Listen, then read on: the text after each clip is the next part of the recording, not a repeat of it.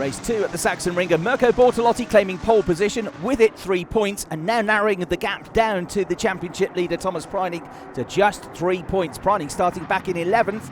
Jack Aitken on the front row of the grid in the Ferrari battled away around the outside into turn 1 as they got underway, but then lost the place to Lukas Stolz, the race 1 winner, moving into 2nd place in the HRT Mercedes. Down the hill through turns 2, down to the braking zone for turn 3, and then it all kicked off. 2 cars into the gravel trap.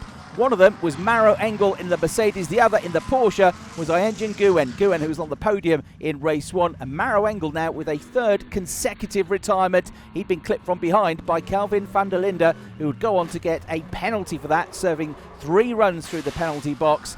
But for now, this wasn't the only incident. Another incident just ahead, coming out of the same corner, involving Sheldon van der Linde, the reigning champion.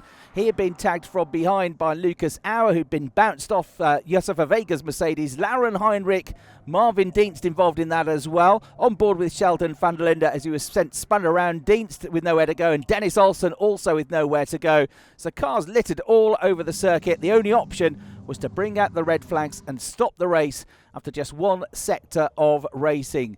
So a damaging weekend for some of the championship contenders, but when the race got back underway in single file restart, Mirko Bortolotti had a comfortable advantage over Lukas Stolz. Jack Aitken in 3rd place, and Front Pereira battling wheel to wheel with the driver 3rd in the championship in the blue AB Sportsline Audi, Ricardo Feller. So they ran downhill then on the restart, charging down towards turn 3.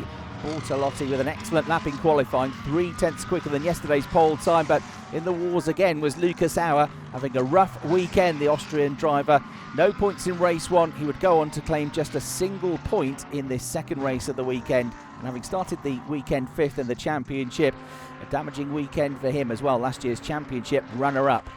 Meanwhile, good battles going on further back. René Rast going side by side here with Josefa Vega, and for the 2nd race running, the 3-time champion in the BMW on a charge through the field, this time from back in 16th spot on the grid.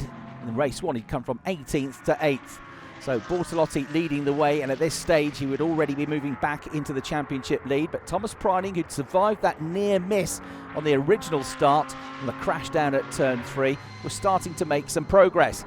The pit window opened and lots of cars came in early doors, including Lukas Stolz and Ricardo Feller, and also championship leader Thomas Preining, trying something different here. So out they all came back onto the circuit, but with a long stint ahead. Also coming out onto the track was David Schumacher, who'd been complaining about the car in low-speed corners.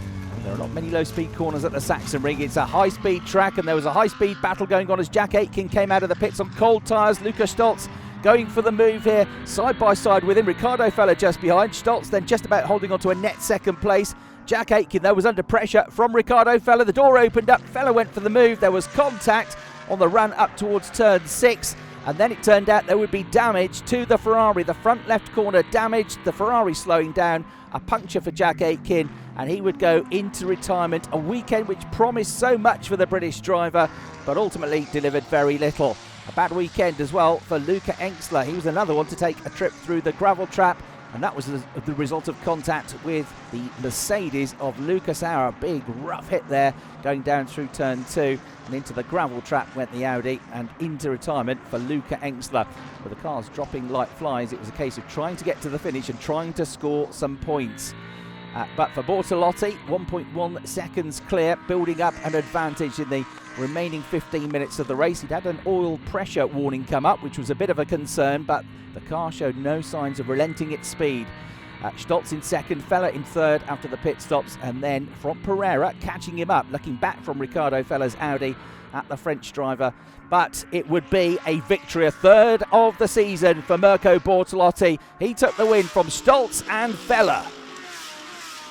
Boom! Yes, mate, you did it! Your 3rd one. So celebrations at the SSR Performance team. Mirko Bortolotti with a sensational drive. The Italian has now won 3 out of the last 6 races. On the podium, he would be joined by Lukas Stolz, who crossed the line in 2nd, and Ricardo Feller, who crossed the line 3rd. But Feller later got a 5-second penalty for that contact with Jack Aitken. So Front Pereira promoted to 3rd place as we look forward to our next trip, the Red Bull Ring, in 2 weeks' time.